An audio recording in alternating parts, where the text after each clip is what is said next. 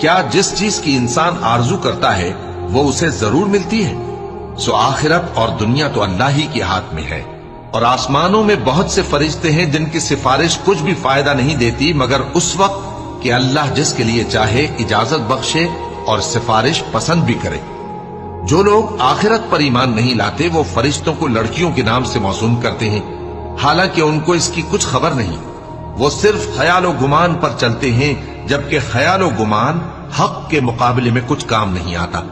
تو جو ہماری یاد سے روگردانی کرے اور صرف دنیا ہی کی زندگی کا خواہاں ہو، اس سے تم بھی منہ پھیر لو۔